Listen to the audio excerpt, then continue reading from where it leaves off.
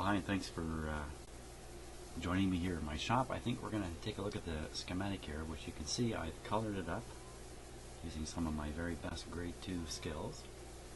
And I'm just going to run through the schematic pretty quick here. And the whole idea of this is to try to understand where the oscillations could be coming from, really in this part of the radio. But I've colored the whole thing up, so we'll just run through the whole thing quickly. So green is ground. So everything you see that's green is connected to ground. You can see they've run the main ground lead all the way like this. This is how they've shown it on the schematic. Look at this piece. Woo, woo, woo, way up to here. So, so all these capacitors that are connected to ground are of some interest. Okay, so the red wire, the red colored line, well, that's the high voltage. So high voltage starts basically here, I guess you could say. Here it goes up to the output tube. It comes along here, works its way up to supply some voltage up in this area here, and along here. And if you look, you can see how it's going right through the coil here. And the interesting thing, and this is an IF coil, if you look at either side of the capacitor, it's got the same voltage on it. So the capacitor in the IF coil is not stressed by B plus across the plates, but the whole thing would be stressed to ground. Hopefully ground being a fair ways away. So, oh, I missed this part right in here. Should have been a little more there. Showing it to the screen connection. So then we continue along and come up. Here's another one, same sort of idea. And this one feeds the plate of the 6A7. Well, those lines can be of interest because there could be feedback loops through the shared high voltage line, and that's so usually there are ways in which the signal is grounded out on those lines. So if we look along here for such a thing, okay, so there's one right there. There's another one right here. This one's the power supply, filter capacitor. I think that says 0.1 there. Let's see what else we can find.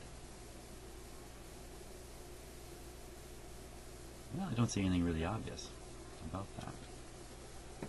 Okay, so now if we look at the blue is the ABC system.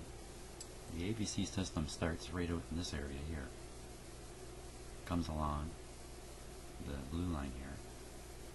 And you can see what it's actually doing is it's going up through the coils and reaching the grid. So the ABC, the fluctuating ABC voltage can affect the grid and the gain of these tubes. And it comes along here. And look, if you look right here,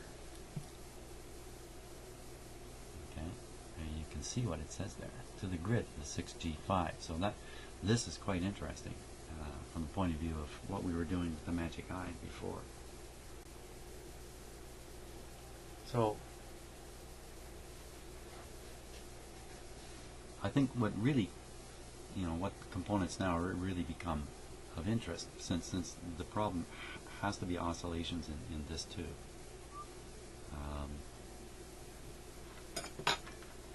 I can't remember now because I studied this before. So this capacitor here at the bottom, I think it's a 0.05, and there's one 0.05. There's one just like it up here, 0.01. And this one over here, the 0.02, are the three capacitors that could be affecting the ABC. There's a term for it. Anyway, the ABC rate at which it charges and discharges. I don't know how else to put it. So that's basically the schematic in a nutshell. And hope that helps us understand a little more now, because we're going to look more closely in this area here of the radio. Okay, so I just read it through a fantastic discussion on antique radio website all about this tube. And okay, so this guy is a bad actor. The 6A7 is a tube that was released and replaced not long afterwards by a 6A8. The 6A7 is known for being a problematic tube. I didn't read anything about oscillations, but I read a lot about manufacturing inconsistency and the like. Now, why the E? Well, the E probably stood for export, according to what one of the fellows was chatting about, although there was a little bit of argument around that. The idea is the E doesn't mean anything. This is a 6A7 like any 6A7. Old 6A7. So no talk about this shield material or anything yet. So why don't we try shielding it? I wonder if I can do this easily. I have some tube shields, but I think they're all small. I don't think I got any large ones that would especially shaped like this, except there's one in the radio shaped like this. I'll look around and see what I got here. Okay, so I certainly don't have any tube shields. I can't come up with any clever tube I can convert, so I'm going to do the tin foil thing here. You know, it's just a temporary thing as an experiment.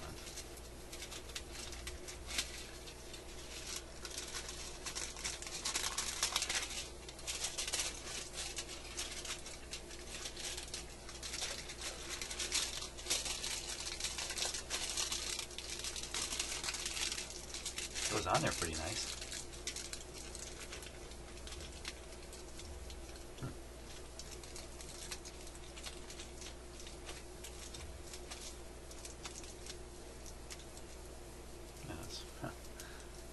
It's a lot easier than I thought. I thought this would be a messy thing. Okay, let's pop it back in.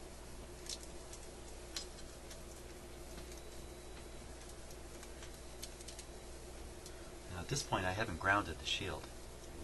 So it may not have any effect, or it may have some other effect, even a less desirable effect. Who knows? We're going to find out here. But I will get a grounding clip ready. We just clip onto the edge of the tin here. We should be able to get some kind of effect out of it. So let's see how this goes. Just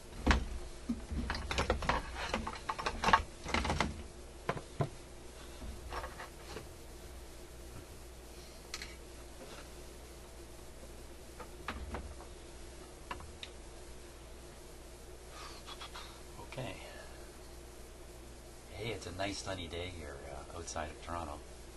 Temperature's going to get all the way up to, I think, 10 or 12 today, but here I live very close to Lake Ontario, so it'll be about 4 or 5 degrees cooler. But with the sunshine, hey, that's nice. I'm kind of happy about that, and that's why I'm enjoying it down here in my basement. Okay, I think we're ready to switch this guy on. Just a quick check. Everything's in order. Here we go.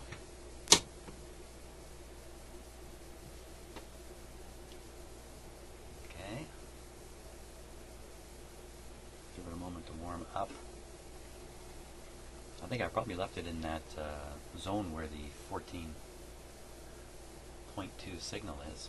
Okay, magic eye's coming on.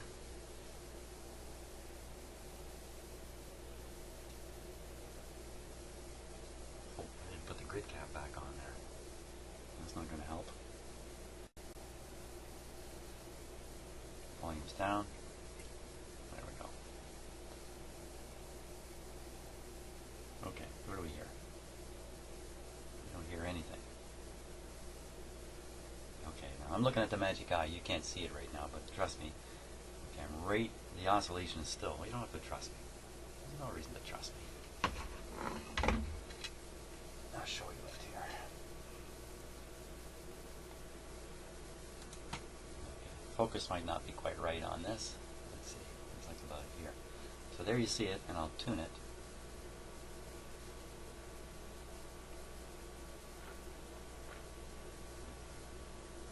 Exactly the same as it was. So there it is oscillating. Now we'll put the ground on it. Here we go.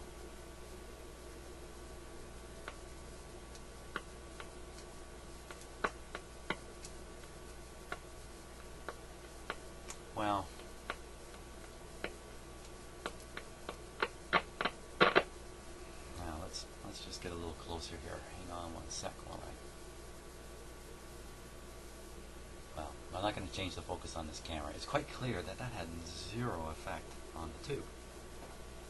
Now what's that telling us? Okay, so if the problem, obviously if the problem was lack of shielding, this would have fixed it, I guess. So I think by putting the tin foil around the tube, we are affecting the internal operation of the tube a little bit. We should be blocking signals from going in and out of the tube this way, so that interaction, for instance, between this coil and the tube is going to be eliminated, especially by grounding this. So this is telling me that the oscillation is not, the tube is a factor in it, but the tube is not the cause of it. Or it's telling me putting a tube shield on doesn't stop this tube from doing the bad thing it's doing. And what bad thing would it be doing? Well, this tube has, I believe, fairly high interelectrode capacitance. And those capacitances can get involved with circuit inductances, and the next thing you know, you've got an oscillator set up.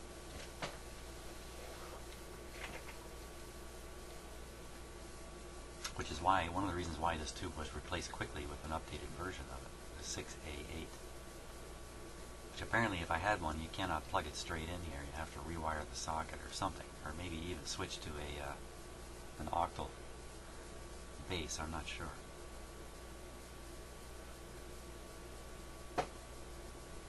There is an adjuster down here, right here, a variable capacitor. A variable capacitor. And what is that for? Curious I am. Let's see. Let me go get the circuit. Oh, here's the circuit diagram, right? Let's see if we can find it on here.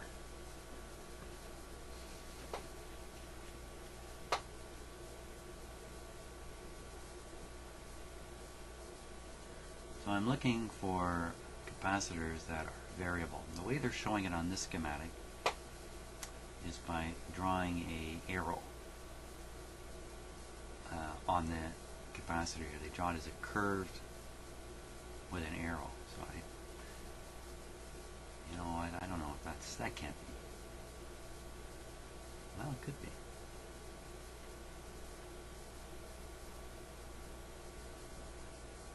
Well, I do see something interesting here. You look at these three capacitors down here. And two of them are in parallel there, and one of them is adjustable. And what's it say there? It says 4, right here.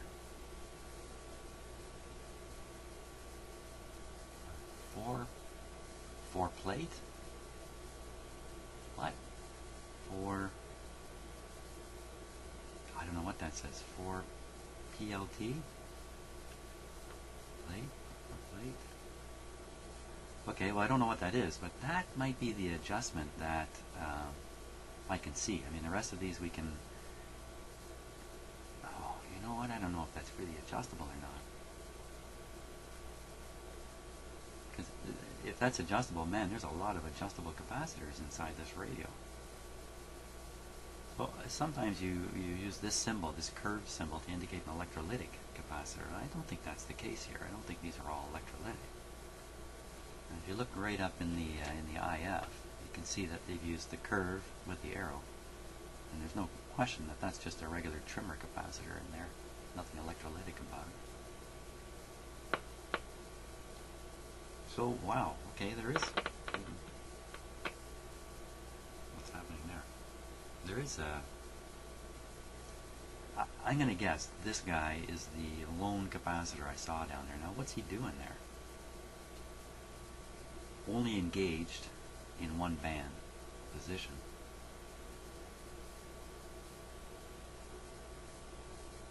I don't know. Why don't we adjust it and see what happens? That would be a good thing to do. Guess I can leave that tin foil on there for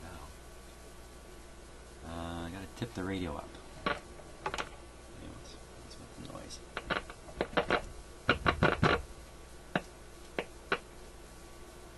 Maybe this is brushing up against the ground somewhere.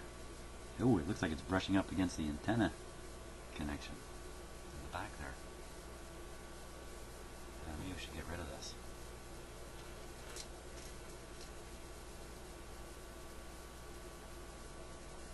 Well, not for now.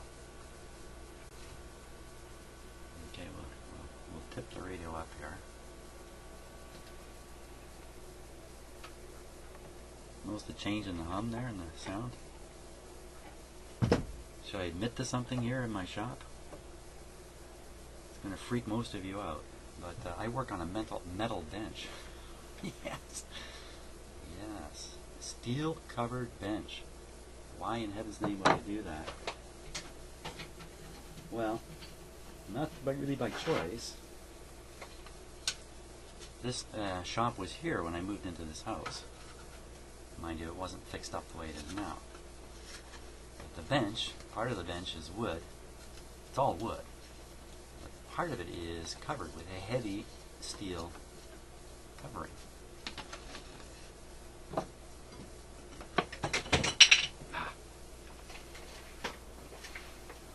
And so, the radio you see is sitting, basically, on a piece of cloth, and underneath this cloth is a metal, heavy metal, a steel plate almost, metal.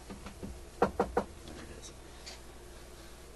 So there are interactions between things I place on my bench and this metal sheet. Whoa. Let's see if I get any comments about that now. So you can see this part of my bench is just wood. But this other part underneath here is all metal. Okay, enough of that. Okay, so we're still seeing the signal on the eye here.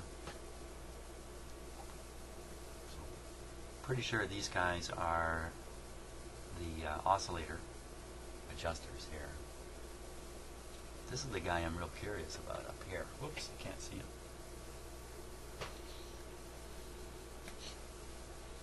Just tip my camera up a little bit. There he is. This guy here. Without being sure what it is or what it does, I'm going to turn it a bit. See what happens. See if I can get you a view of the eye during this affair. It'll be a little tough the way the radio is sitting here.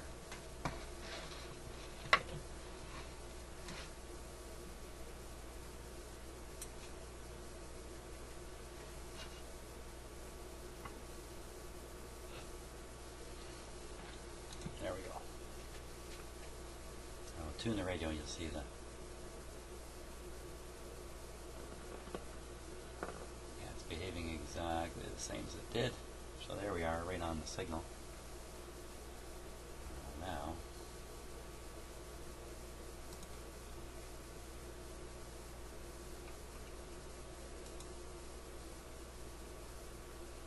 just turn it a bit.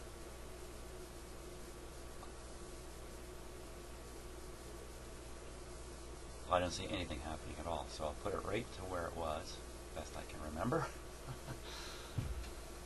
And that didn't do anything.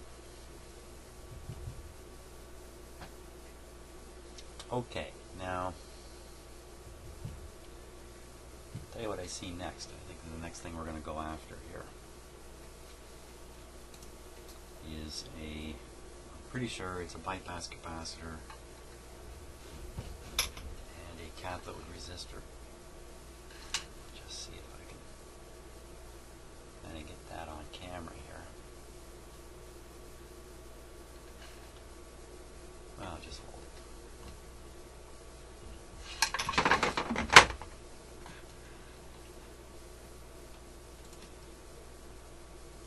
Okay, so there you see this capacitor and this resistor. Pretty sure they're connected to the cathode of my now aluminum foil tube. So now what would happen if this guy was not doing his job? Well, this would desensitize the tube a little bit. I'm not sure it would create an oscillation, but then, I'm not sure. This would be pretty easy to fix up and replace.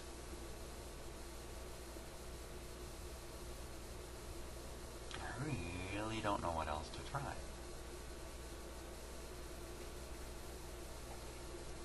If I touch the different I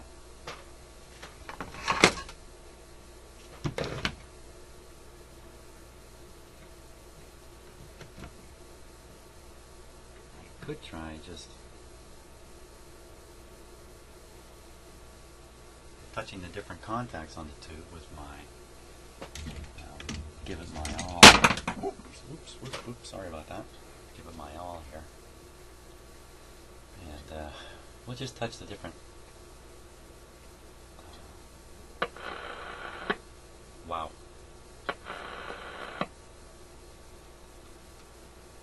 First one I touched.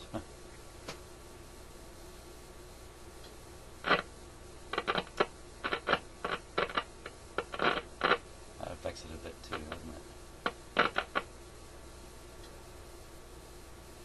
It's a little too dark here for me. Poking around with a metal prod.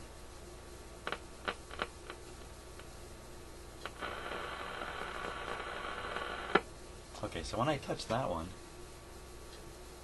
let's see what happens when I tune it here. See if it, okay, here we go.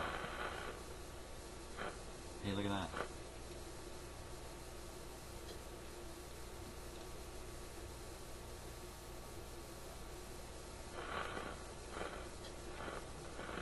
The tube the radio seems to be extremely sensitive right in this area here. I wonder if that's some other effect. You can definitely see that that makes a difference. Let's take a close. Hey, now that is getting a little more interesting. Okay, so here's what I was doing over here. I'm sorry for the shaky and somewhat not so focused stuff. This is the one I was touching right here. That pin right there. And you can see the green wire coming down, and it connects into this variable capacitor, and around behind it is a coil. There's the coil. That's my furnace turning on, even though it's a nice day. It's still pretty cold here. So, what if I, hey, what's this? What's this guy doing here?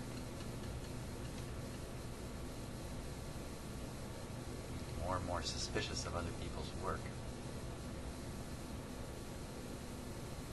Okay, let's, okay, so you see the very same arrangements up here with a coil and a capacitor. So this one's the antenna tuner, if you want to call it that. This one almost for sure is the oscillator control. So I'm a little anxious about touching that.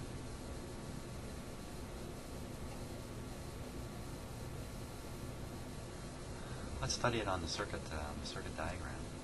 See what pin that is on the tube that I'm interested in.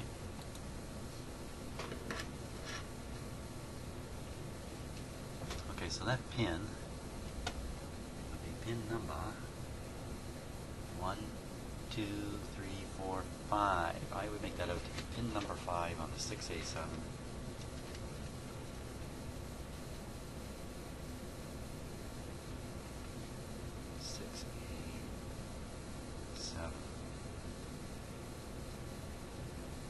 Tubes in here. Here we are, 6A7. So pin number 5 happens to be grid number 1.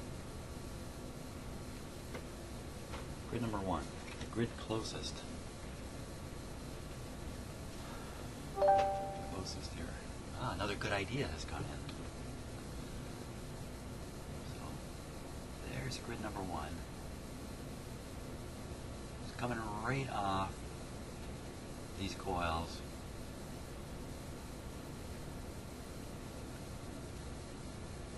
Which are pretty certain to be the oscillator coils. I can't imagine they aren't. A little curious what this one's doing here.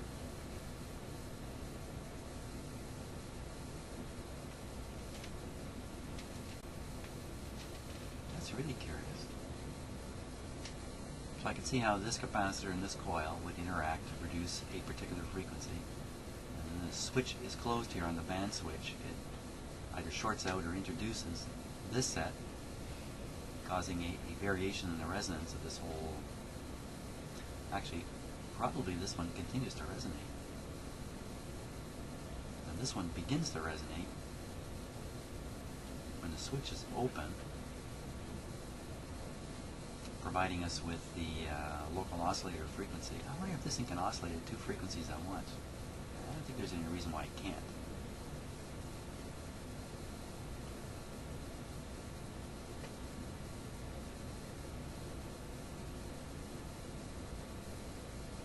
Doesn't sound like a good idea to me. Seems to me if you keep the, say, the AM local oscillator going, you're going to get AM reception in this radio. I don't know how you're going to avoid it. So don't know exactly how this is working. Maybe in combination, these two things combined provide the proper local oscillator frequency for the shortwave. What is this guy doing here? He's picking up some of this oscillation and sending it back into this. I don't know what to call that. What do you call that? Signal grid 1, some other grid, 2 screen grids, and a signal grid 2 up in here.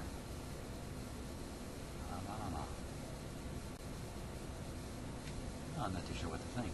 So maybe it's a failure in this circuit somehow. Somewhere in here, something's not going right. Okay, now these two adjustable capacitors, they're not likely to be defective. These coils are not likely to be defective or out of whack. Not likely. This resistor could be out of whack. This capacitor could be out of whack.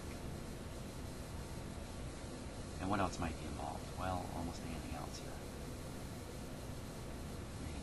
Oh, this is the one we were looking at right here. 0.1. That's a pretty heavy, that's a pretty large capacitor. This is the cathode resistor here in the bypass.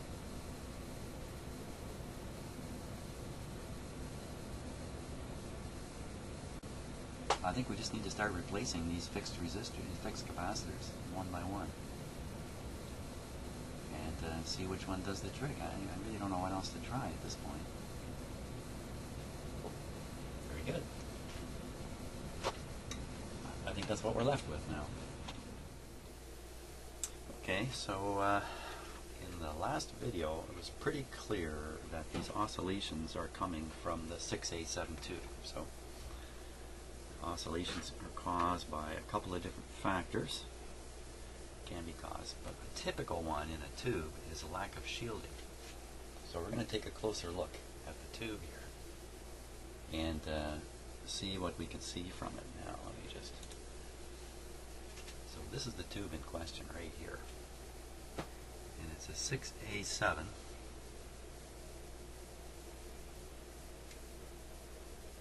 Let's get the grid cap off of it here. There we go. Tube out. Just going to take a look at this tube. First of all, is it a 6A7? Oh, it's a 6A7E. 6A7E. My tube manual talks about a 6A7 and a 6A7S. It doesn't talk about a 6A7E. And you can see right away there is something a little unusual about this tube from others. And the glass is not clear. There's something going on here. In fact, you can see very clearly a grayish color and then a silver color down here. Now often the getter, when they fire the getter off in a tube when they're making it, it leaves a splash that looks like this, but it doesn't look uniform like that, not normally.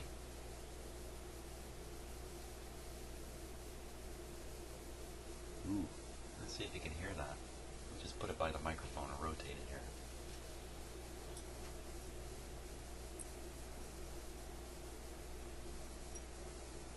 Not so good, eh? There's something in there that's flopping around.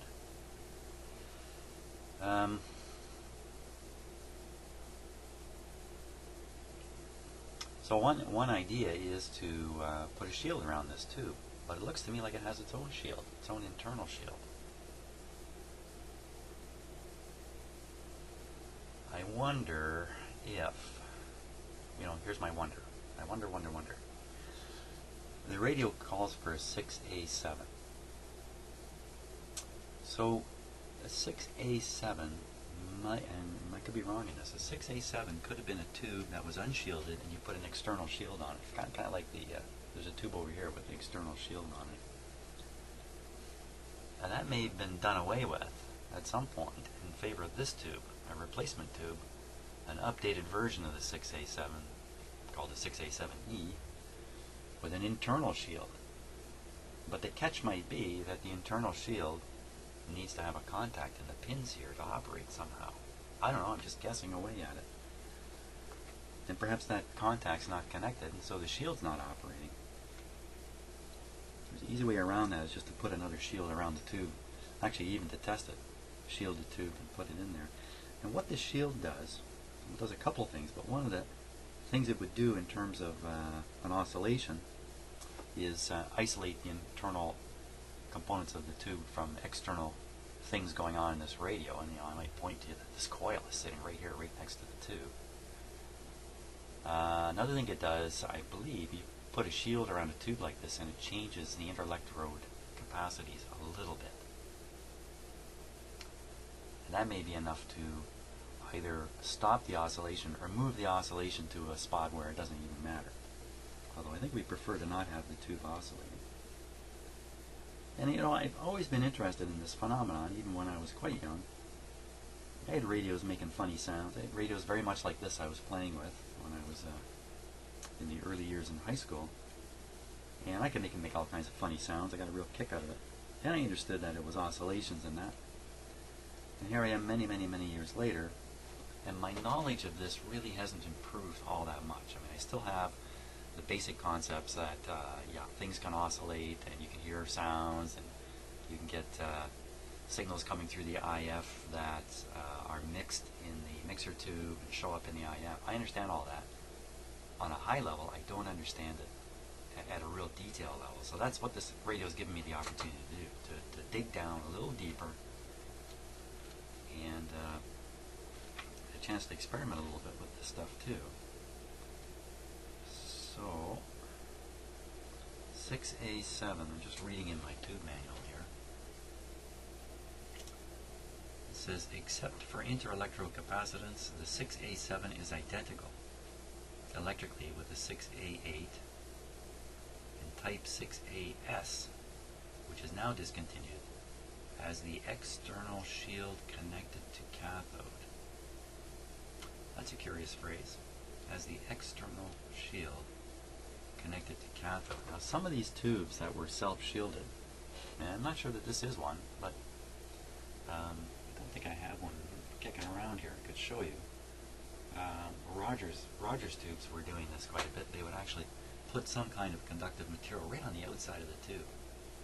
And when you plugged the tube in, you had to have some kind of contact with that outside material, which I think sometimes was brought down to one of the pins somehow. So what exactly is going on with this tube? I'm not sure. 6A7E. Maybe I'm just going to look around a little bit, see if I can find out something more about 6A7E before I carry on.